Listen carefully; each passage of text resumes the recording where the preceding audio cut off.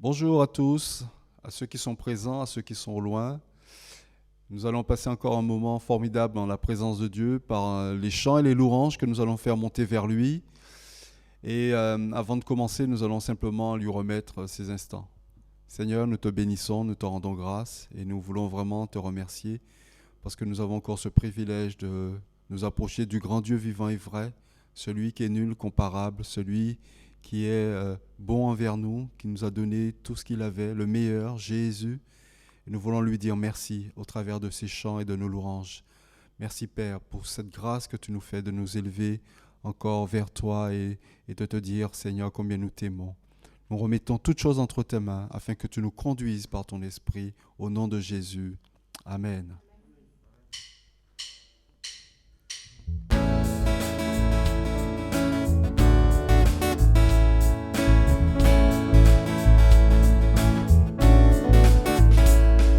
Tu as voulu tes enfants unis, qu'il en soit ainsi. Un jardin de paix pour ta famille, qu'il en soit ainsi. Et nous voilà tous ensemble, pour faire ta volonté. S'il est vrai qu'on te ressemble, donne-nous ta sainteté. Tu as voulu tes enfants heureux, qu'il en soit ainsi. Amour sincère au fond des yeux, qu'il en soit ainsi.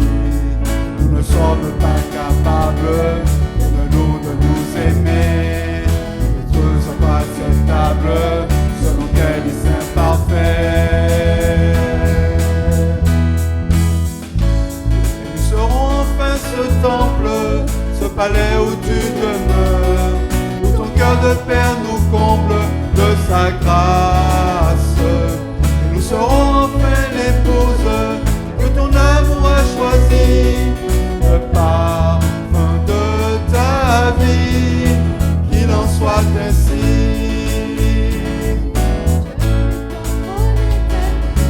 Qu'il en soit ainsi, et ton règne sur tout le pays. Qu'il en soit ainsi.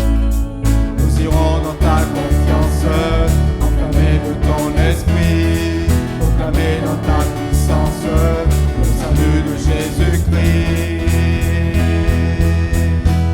Et nous serons enfin ce temple, ce palais où tu demeures, où ton cœur de Père nous comble de sa grâce. Et nous serons enfin l'épouse que ton amour a choisi, le parfum de ta vie, qu'il en soit ainsi. Nous serons enfin ce temple, ce palais où tu demeures, où ton cœur de Père nous comble de sa grâce.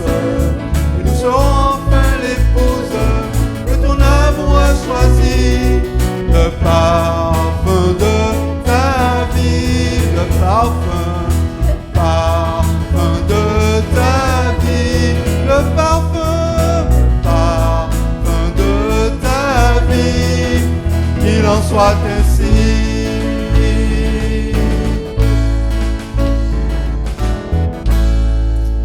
Amen. Nous voulons dire au Seigneur, oui, nos vies sont le parfum de sa vie.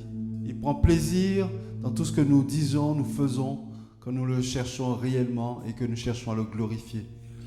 Nous allons prendre ce chant qui dit que Jésus est vraiment le roi de nos cœurs. Et sans lui, nous ne serions pas là aujourd'hui. Amen.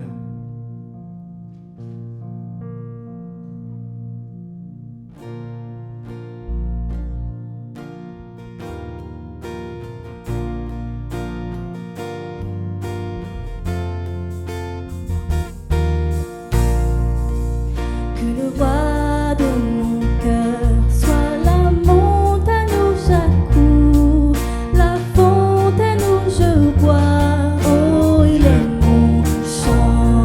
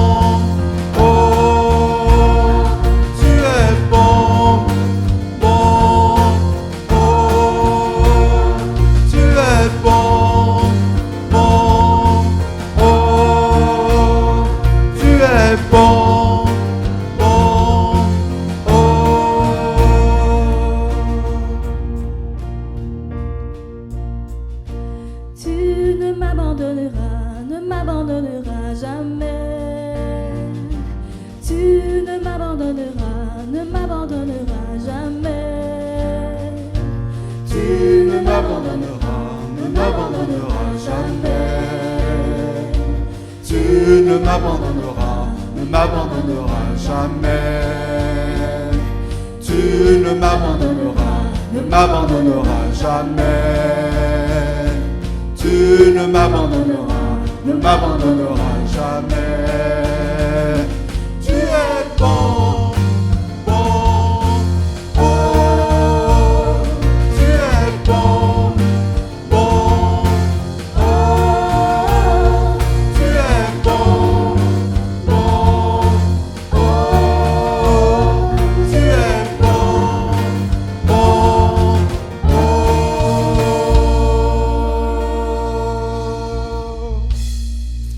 Amen. C'est parce que Dieu est bon, parce que nous savons que nous pouvons compter sur sa bonté.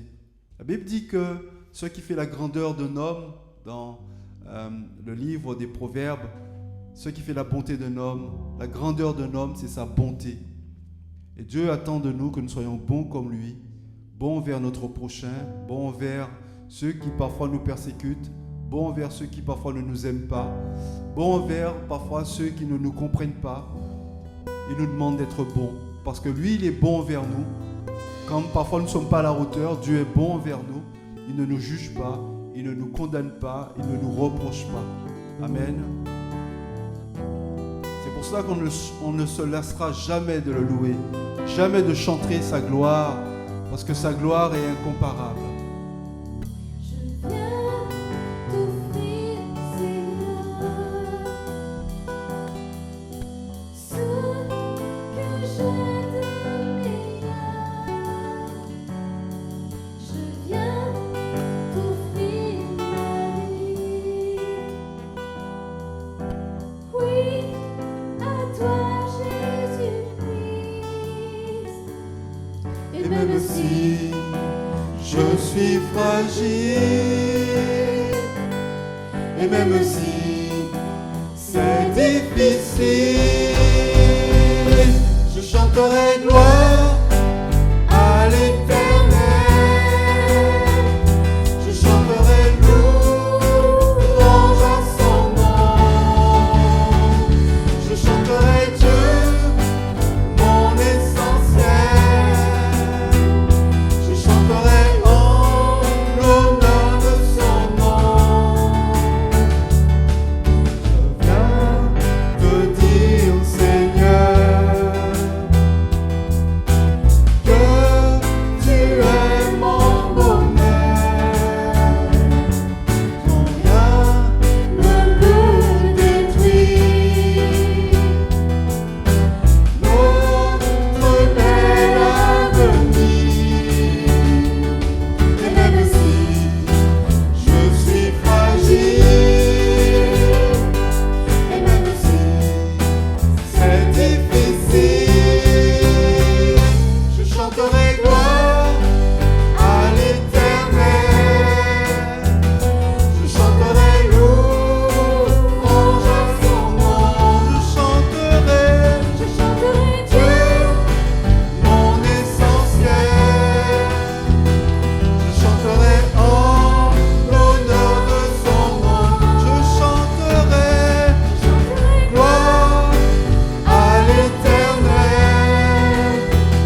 Je chanterai louange à son nom. Je chanterai Dieu, mon essentiel. Je chanterai en l'honneur de son nom. Oui, toute ma vie, je redirai Je redirai que tu as donné ta vie, Seigneur. tu as donné ta vie. Oui, merci pour cette vie que tu m'as donnée. Toute ma vie, Je redirai je que tu as payé le prix. Toute ma vie. toute ma vie. Merci, Seigneur, Je redirai que je ne vis que pour lui. Je chanterai gloire à l'Éternel. Je chanterai louange à son nom. Je chanterai Dieu, mon essentiel. Je chanterai l'honneur de son nom. Je chanterai gloire à l'Éternel. Je chanterai louange à son nom. Je chanterai Dieu, mon essentiel. Je chanterai en l'honneur de son nom. Une dernière fois, je chanterai gloire à l'Éternel. La louange est pour toi, Seigneur. La gloire est pour toi encore aujourd'hui. Je chanterai Dieu, mon essentiel. Je chanterai en l'honneur de son nom. Je chanterai gloire à l'Éternel. Je chanterai louange à son nom. Je chanterai Dieu, mon essentiel. Je chanterai en l'honneur de son nom. Oui, Seigneur, tu es notre essentiel. C'est pour cela que nous te louons encore, nous t'adorons. Tu es tout pour nous. De même qu'on ne peut rester sans respirer cet air pur que tu nous as donné, de même que la terre ne peut vivre sans le soleil qui se lève chaque jour, de même, nous ne pouvons pas vivre sans ta présence. Nous ne pouvons pas vivre sans ton esprit. Nous ne pouvons pas vivre sans ta parole, Seigneur. C'est pour cela que nous disons toute notre vie, toute ma vie, nous te louerons. Toute ma vie, je t'adorerai parce que tu es mon essentiel. Tu es celui qui m'aide à me lever le matin. Tu es celui qui est là le soir quand je me couche. Tu es celui qui est là, qui m'accompagne chaque jour de ma vie. Tu es celui qui est auprès de celui qui est faible. Tu es celui qui est auprès de l'orphelin, de la veuve. Tu es celui qui est auprès de l'étranger. Seigneur, tu es auprès de nous. Tu es Emmanuel, Dieu avec nous.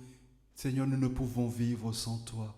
Alors oui, encore aujourd'hui, tiens aux gloires de nos louanges, tiens aux gloires de nos adorations, de nos remerciements, parce que tu es tout ce que nous avons, Seigneur. Amen.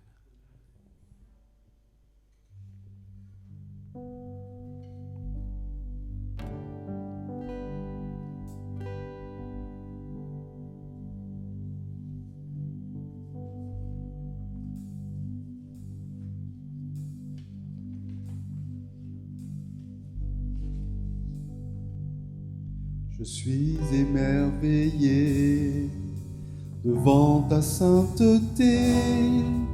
Je viens me prosterner, indigne de m'approcher. Je chanterai à jamais ta gloire, ô majesté.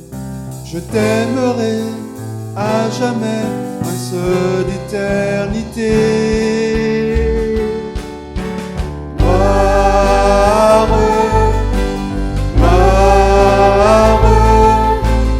Hommage à mon roi, je dis gloire,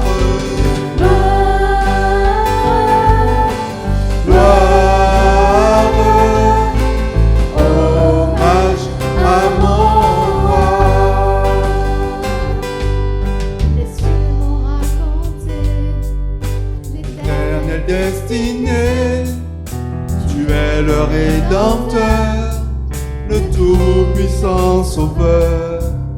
Je chanterai à jamais ta gloire, ô majesté. Je t'aimerai à jamais, prince d'éternité. Gloire, gloire, hommage à mon roi. Oui, gloire, gloire, gloire à mon roi.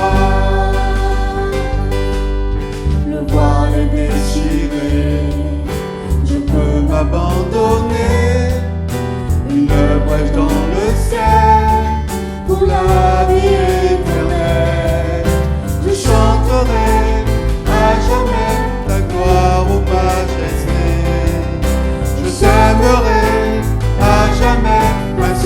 l'éternité.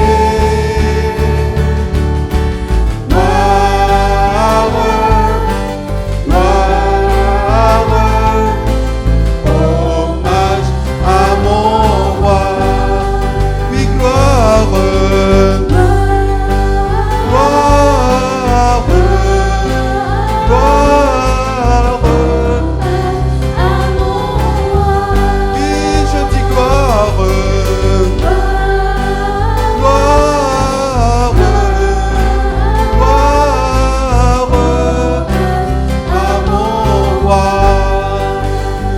Gloire, gloire, gloire à mon roi.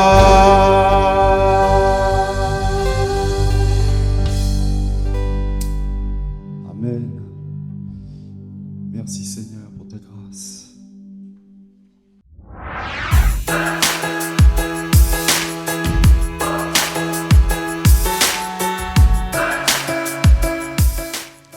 Bonjour chers frères et sœurs de l'église de Puteaux. Je vous salue dans le beau et précieux nom de notre Seigneur Jésus-Christ. Je profite de cette occasion pour remercier les frères et sœurs qui, dimanche après dimanche, nous permettent de suivre le culte en ligne et d'être bénis durant ces moments. Je prie que Dieu les bénisse en retour. J'espère que vous allez bien malgré les temps difficiles comme ceci et surtout que vous êtes en paix. Justement, c'est de ce petit mot que je veux évoquer avec vous ce matin, la paix. C'est un vaste thème et on pourrait passer des heures et des heures à parler de ce mot si cher à tous. Qu'est-ce que la paix? Êtes-vous en paix? Cultivez-vous ou entretenez-vous la paix autour de vous? Mais je vais juste considérer 3 relations dans lesquelles la paix peut intervenir et nous faire du bien. Il s'agit de la paix intérieure, la paix avec les autres et la paix avec Dieu. S'agissant de la paix intérieure, l'une des multiples définitions possibles de la paix nous apprend que la paix est comme un état de tranquillité et de quiétude, d'absence d'agitation. Notre Dieu nous invite à espérer contre toute espérance et de nous inquiéter de rien, mais en toute chose, de faire connaître nos besoins par des prières et des supplications avec des actions de grâce. Et la paix de Dieu, qui surpasse toute intelligence, gardera nos cœurs en paix. La paix dans les relations interpersonnelles, c'est un domaine très délicat car nous sommes tous différents, ayant des caractères souvent opposés. Mais le Seigneur appelle tout simplement chacun de nous à rechercher la paix avec tous. S'agissant maintenant de la paix avec Dieu, Dieu a fait la paix avec nous à travers le sacrifice de son Fils Jésus. Il nous appartient de faire notre part et par la foi d'entrer en paix avec Dieu par Jésus-Christ. Un ancien chef d'État a déclaré, je cite, « La paix n'est pas un mot, mais un comportement. » C'est à cela que je vous invite, frères et sœurs, à considérer ce matin. La paix ne s'impose pas à nous, c'est une quête permanente, une décision à prendre face à telle ou telle autre situation, donc un comportement à adopter chaque jour que Dieu fait. La prochaine fois que vous serez face à vous-même, en proie au doute, à vous poser la question sur le lendemain, pensez que vous pouvez décider de rester en paix, calme face à l'incertitude, parce que vous avez décidé de placer votre confiance en Dieu. C'est dans la tranquillité et le repos que sera votre salut. C'est dans le calme et la confiance que sera votre force et viendra votre délivrance. La prochaine fois que vous serez face à un potentiel début de conflit avec un frère ou une sœur, au bureau, à la maison ou à l'église, faites le choix de la paix, car nous sommes appelés à cela. Autant que cela dépend de nous, soyons en paix avec tout le monde. La prochaine fois que vous serez déçus par un événement, une prière non exaucée choisissez de rester en paix avec Dieu. Il sait ce qui est bon pour nous et certainement en son temps, il nous fera du bien. Faisons-lui confiance et restons en paix. Je termine en vous souhaitant de passer de bonnes fêtes de fin d'année et une nouvelle année de paix. Que Dieu vous bénisse à l'écoute de sa parole. Amen.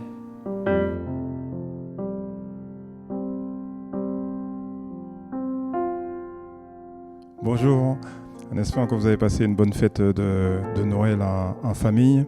Ce matin, j'aimerais juste partager, lire avec vous dans Jérémie chapitre 29 à partir du verset 10 où Dieu dit à son peuple: « Dès que 70 ans seront écoulés pour Babylone, je me souviendrai de vous et j'accomplirai à votre égard ma bonne parole en vous ramenant de ce lieu.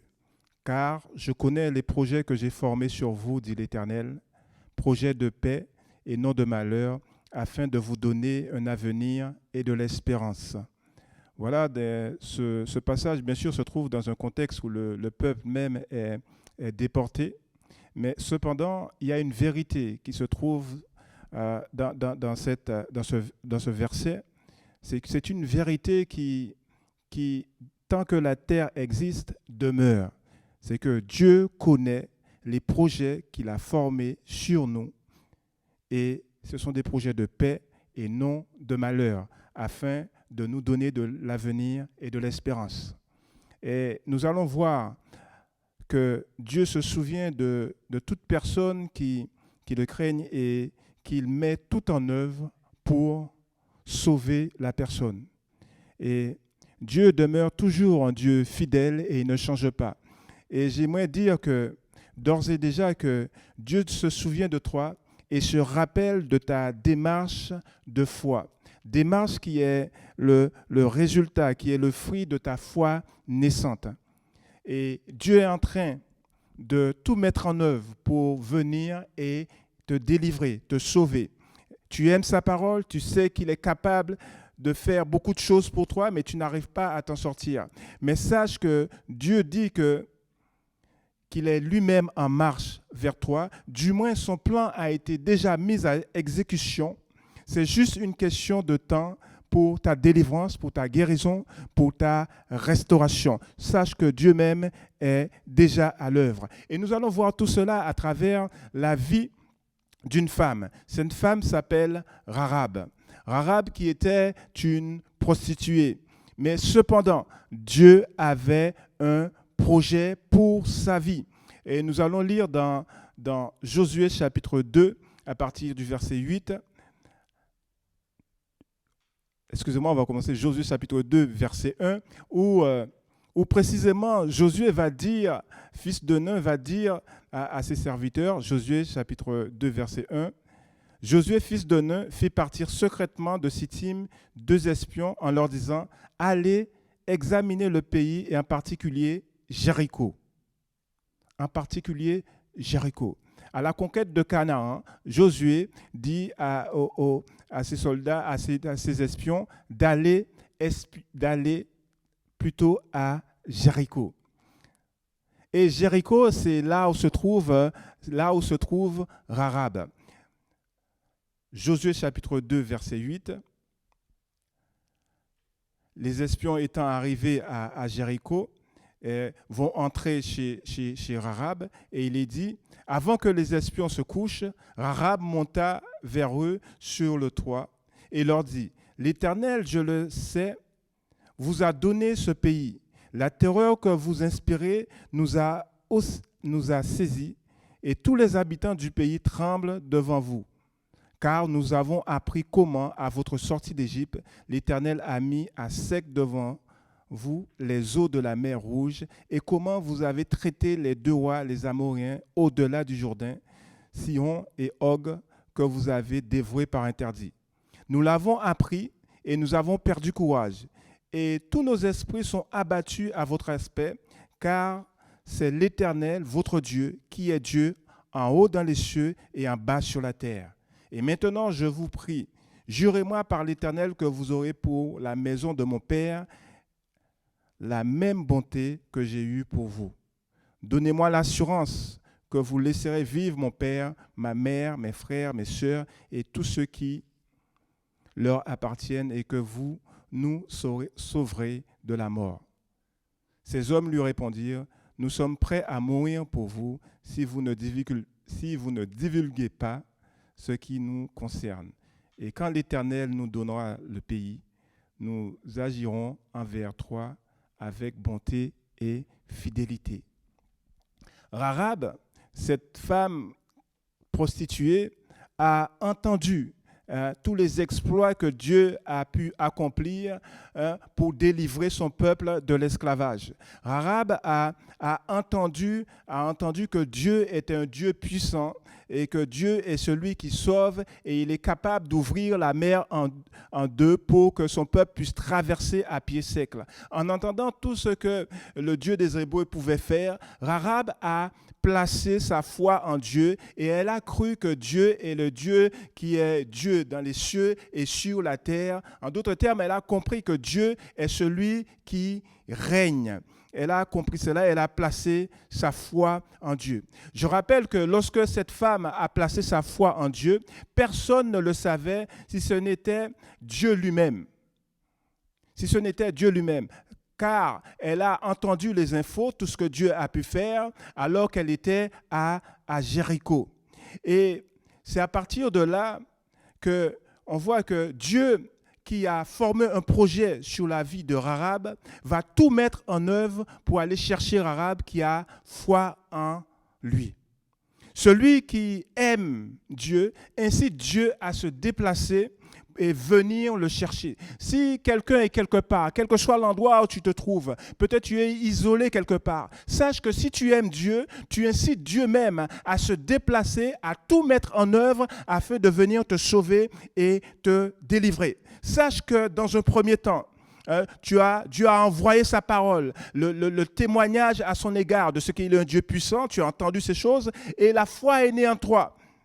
Mais l'étape suivante arrive. Dieu lui-même va se déplacer pour venir auprès de toi, te délivrer et t'emmener dans un autre lieu. La question est, et si la vraie mission de Josué était d'aller chercher Rahab? Parce que Dieu a formé un projet sur la vie de Rahab. Et si c'était la vraie mission? Bien sûr, c'est la conquête de Canaan. Il fallait commencer la conquête et ça a commencé par Jéricho. Bien sûr, Jéricho a été renversé. Mais qu'est-ce qui a marqué l'humanité? Est-ce vraiment la conquête de Jéricho ou bien l'œuvre de Rahab? Qu'est-ce qui a pu faire en sorte que le monde soit bouleversé? Est-ce la démarche de Rahab ou bien Jéricho? Nous verrons que c'est bien la démarche de Rahab qui a pu faire en sorte que quelques siècles plus tard, que le monde a pu être bouleversé par le projet de Dieu. Oui, parce que, simplement, je le dis déjà, c'est qu'on verra que Rahab fut la grand-mère de David. Et Jésus est le fils de David. Donc Dieu a formé un projet sur Rahab. Il semblerait qu'il y a une double mission pour Josué. Une double mission. Une mission révélée, aller à la conquête de Canaan. Et dans cette mission révélée, il semblerait qu'il y a une mission cachée à l'intérieur de la mission révélée. Et cette mission, c'est d'aller chercher Rahab. Parce que Dieu a formé un projet sur la vie de Rahab. Ta vie est importante pour Dieu car il a formé un projet sur ta vie. Et ceux qui vont accomplir la mission ne savent pas que finalement que Dieu a formé un projet sur Rahab. Si une nation est capable d'envoyer des agents secrets puis des soldats pour délivrer des otages, à plus forte raison, notre Dieu vivant et vrai est capable d'envoyer des agents dans un pays afin de délivrer quelqu'un qu'il aime. Notre Dieu est grand est capable de mettre des stratégies en place pour pouvoir sauver celui qu'il aime. Pour pouvoir délivrer Rahab du royaume de Jéricho, pour pouvoir délivrer Rahab du royaume du Dieu de soleil, pour l'emmener dans le royaume du Dieu vivant et vrai. Oui, comme une nation, le royaume de Dieu est capable d'envoyer des agents, d'envoyer ses soldats pour délivrer la personne qui aime Dieu, qui craint Dieu. La vraie mission, sauver Rahab. Sauver Rahab. Une femme à grande destinée dans le royaume de Dieu. Personne ne pouvait imaginer qu'allait servir Rahab dans le plan de Dieu. Mais comme pour Rahab, personne ne sait quel projet que Dieu a pour ta vie. Mais j'aimerais te dire dans ces temps, vers la fin de l'année, que bien sûr, Dieu a un projet pour ta vie. Si tu n'as pas réussi cette année, mais j'aimerais t'annoncer cette bonne nouvelle. Oui, Dieu a un projet pour ta vie et il est en train de tout mettre en œuvre afin que tu puisses entrer dans ce projet dans le nom de Jésus. Dieu va envoyer ses serviteurs, va envoyer sa parole vers toi afin que toi-même, que tu puisses sortir de la situation difficile pour entrer dans une autre dimension pour le servir. Dieu voyait Rahab déjà comme étant la grand-mère de David. Dieu voyait Rahab déjà autrement. Alors que tous les autres, les soldats ou bien les espions voyaient Rahab comme étant une prostituée, mais Dieu déjà voyait Rahab comme étant la grand-mère de David. La grand-mère de David. Et cela, on peut le voir dans Matthieu chapitre 5, Matthieu chapitre 1. Matthieu chapitre 1 à partir du verset... Matthieu chapitre 1, verset 5, il est dit, Salmon, dans la généalogie de Jésus-Christ, il est dit, Salmon engendra Boaz de Rahab, c'est là où on voit qu'il y a Rahab qui apparaît. Salmon engendra Boaz de Rahab, Boaz engendra Obed de Ruth, Obed engendra Isaïe, Isaïe engendra David, le roi David engendra Salmon, la femme d'Uri. On passe au verset 16. Jacob engendra Joseph et l'époux de Marie, de laquelle est né Jésus, qui est appelé Christ. Dieu voyait déjà Rahab comme la grand-mère de David, comme faisant partie de la généalogie de Christ, que de Jésus-Christ. En fait, cela nous fait remarquer que personne ne sait véritablement quel projet Dieu a pu renfermer dans notre vie. Et ce projet, lorsqu'on découvre le projet que Dieu a renfermé dans notre vie, alors ça suscite l'étonnement même pour nous. Dieu te voit déjà réussir. Peut-être tu es dans l'échec, tu essaies de te débrouiller toi-même, mais Dieu te voit déjà réussir. Dieu te voit déjà remporter la victoire. Dieu te voit déjà guérir. Dieu te voit déjà réussir ton examen. Dieu te voit déjà béni de toute bénédiction spirituelle. Dieu te voit déjà comme le futur président de la République. Dieu te voit déjà avec ton cabinet médical. Dieu te voit déjà comme étant un avocat. Dieu te voit déjà comme étant un dentiste. Quoique peut-être tu es dans la difficulté, tu as du mal à apprendre tes leçons, mais Dieu te voit déjà autrement. Puisque Dieu lui-même te voit déjà autrement, alors marche vers ce que Dieu voit à ton sujet. Ne te sous-estime pas toi-même, mais aie foi en Dieu. Aie foi en Dieu qui a formé un projet sur ta vie. Aie foi en ce Dieu. Et Rahab, malgré la situation dans laquelle elle se trouvait, parce qu'elle était une prostituée, a pu croire dans le projet de Dieu et accepter ce projet. Comment faire pour marcher dans la direction du plan de Dieu. On voit que la foi de Rahab l'a poussé à risquer sa vie. Pourquoi je dis risquer sa vie? Parce qu'elle a accepté les espions que Josué avait envoyés et les a cachés. Et le roi, disant à Rahab, fais sortir ces espions. Rahab pouvait être considérée comme étant une traître en sorte, et elle risquait la mort. Sa foi en Dieu l'a poussée à l'action, car la foi sans les œuvres est morte, dit Jacques. Donc la foi de Rahab était vivante et agissante. Une fois, Rahab, quoiqu'elle était toujours dans sa situation de prostituée, mais elle avait une foi en Dieu. Elle avait toujours peut-être la réputation de prostituée, mais elle avait foi en Dieu. C'est pour cela, je m'adresse aux chrétiens, ne vous précipitez pas à juger ceux qui se trouvent dans des situations critiques. Parce qu'on ne sait pas quel projet que Dieu a formé sur leur vie et à quel niveau est leur foi. Ainsi, quoique prostituée, elle avait déjà la foi. Il manquait juste une chose, c'est que l'Éternel même envoie son armée pour la retirer de ce pays, pour la retirer de ce royaume, pour l'emmener dans le royaume du Dieu vivant et vrai. Donc Rahab fut justifiée par la foi en écoutant tous les prodiges que Dieu avait accomplis en délivrant son peuple d'Égypte. L'œuvre de Rahab l'a justifiée. Sinon, elle serait morte anonyme. Si elle n'avait pas agi, si elle n'avait pas reçu les espions, quoique ayant la foi en Dieu, mais parce qu'il n'y avait pas les œuvres, alors elle serait morte anonyme.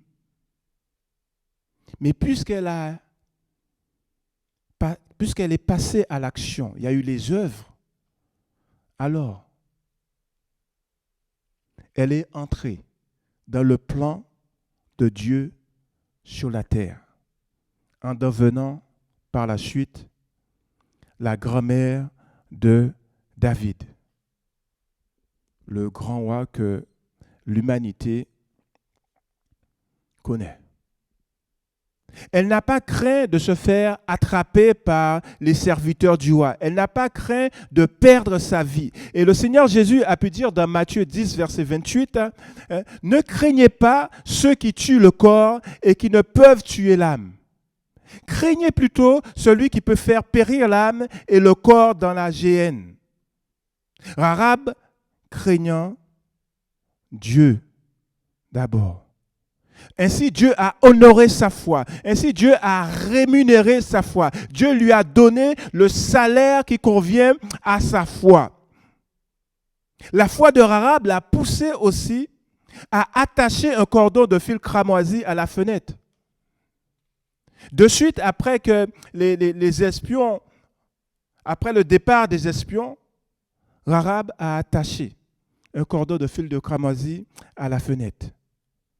Certainement, beaucoup de personnes ont pu dire à Rahab, mais que signifie ce cordon? Ainsi, elle a pu rendre encore témoignage de sa foi. Non seulement Rahab n'a pas craint de mettre sa vie en péril, de perdre sa vie, elle n'a pas craint d'être méprisée, d'être rejetée par les autres qui croyaient dans le Dieu Soleil. Et le Seigneur Jésus a pu dire dans Matthieu 10, 39, « Celui qui conservera sa vie la perdra, et celui qui perdra sa vie à cause de moi, à cause de la bonne nouvelle, retrouvera la vie. » En sorte, Rahab, en recevant les espions, a comme accepté de perdre sa vie pour mieux la retrouver. C'est comme Esther qui se présentait devant le roi, a comme accepté de perdre sa vie pour mieux la retrouver. Donc la foi nous pousse à l'action, nous pousse à aller au-delà de ce qu'on peut dire de la mort du corps. Parce que Jacques a pu dire, la foi la foi sans les œuvres est comme le corps sans esprit est mort. La foi sans les œuvres est morte. Le corps sans l'esprit est mort. Mais l'esprit sans le corps n'est pas mort. Ce qui fait, puisque nous sommes des esprits, un esprit revêtu de chair, la foi pousse, avec l'esprit, pousse à aller au-delà de la mort. Une obéissance qui va au-delà de la mort. Ainsi, par le moyen de la foi, Rahab a risqué sa vie. Et toi? Ton Dieu a formé un projet de bonheur pour ta vie. Mais es-tu prêt à prendre cette décision? Quitte à être rejeté par tes amis, par tes collègues, es-tu prêt à prendre cette décision de dire oui, je veux entrer dans ce projet? Rahab a tout quitté. Elle a abandonné sa vie pour vivre selon Dieu. Elle a tout quitté. Et le Seigneur Jésus dit, il n'est personne qui, ayant quitté à cause du royaume de Dieu, à cause de la bonne nouvelle, sa maison, ou sa femme, ou ses frères, ou ses parents, ou ses enfants, ne reçoivent beaucoup plus dans ce siècle-ci et dans le siècle à venir, la vie éternelle. Lorsque le Seigneur Jésus a fait cette déclaration, il dit que personne, il y en a beaucoup dans ce siècle-ci et dans le siècle à venir. Nous nous trouvons, nous, dans le siècle à venir. Donc, lorsque le Seigneur a fait cette déclaration, il pensait même à toi aujourd'hui, de ce que si tu abandonnes certaines choses pour le royaume, alors tu vas en recevoir le centuple dans ce siècle à venir. Seulement, crois-le. Ce que tu vas perdre n'est pas véritablement une perte, mais c'est un moyen pour t'enrichir encore plus. Crois simplement que Dieu a la capacité, a la puissance nécessaire pour pouvoir à tous tes besoins. Prends courage, passe à l'action comme Rahab. Prends une décision et avance. Et avance. Parce que ton Dieu est fidèle, il a formé un projet sur ta vie. Entre dans ce projet et tu verras la différence. Entre dans ce projet, tu verras tout ce que Dieu a pu mettre à part pour toi. Et tu verras aussi le bonheur de marcher dans les voies de Dieu. Le bonheur d'être aligné, d'être en phase avec le plan du Dieu vivant et vrai. Le bonheur d'être synchro avec le Dieu vivant et vrai. Le bonheur et la joie d'expérimenter des miracles et de voir comment Dieu, à travers un simple homme et une femme qui était stérile, Dieu va faire une promesse et va envoyer son Fils. Tu verras le bonheur d'entrer dans un projet qui est préparé de toute éternité, car la Bible dit que de toute éternité, Dieu nous aime. Mais il fallait bien sauver l'humanité.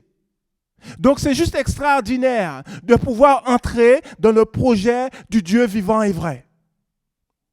Et c'est là l'opportunité en Jésus-Christ qu'il t'accorde d'entrer dans son projet. D'entrer dans ce projet. Alors, veux-tu faire cette démarche? Sois rassuré. Dieu voit ton cœur et si tu dis oui, lui-même viendra te rencontrer et te sauver et t'amener dans un autre lieu. Sois béni en ce dimanche, que Dieu te bénisse et sois fortifié, que Dieu puisse pourvoir à tous tes besoins dans le nom de Jésus. Et sache que ceux qui rentrent dans son projet ne manquent de rien. De rien.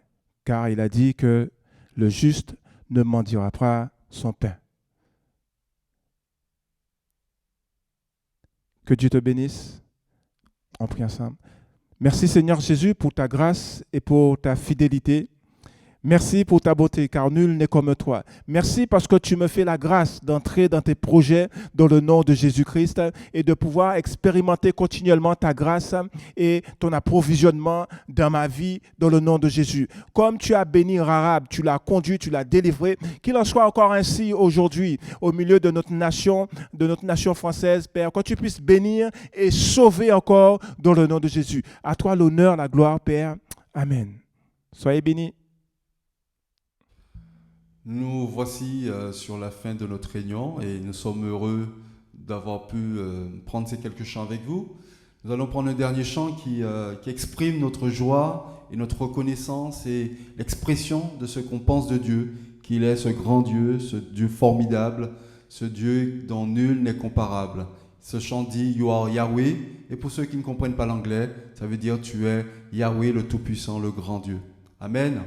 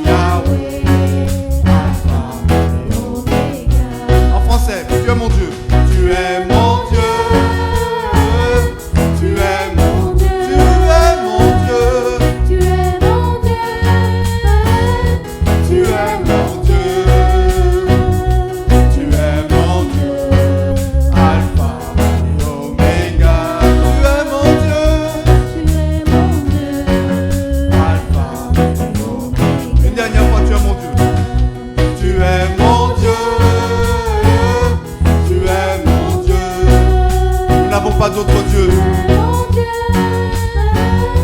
Tu es mon Dieu. Tu es mon Dieu. Alpha et Oméga. Tu es mon Dieu. Alpha et Oméga. Tu es mon Dieu. Alpha et Oméga. Tu es mon Dieu. Alpha et Oméga. Gloire à Dieu. Soyez bénis.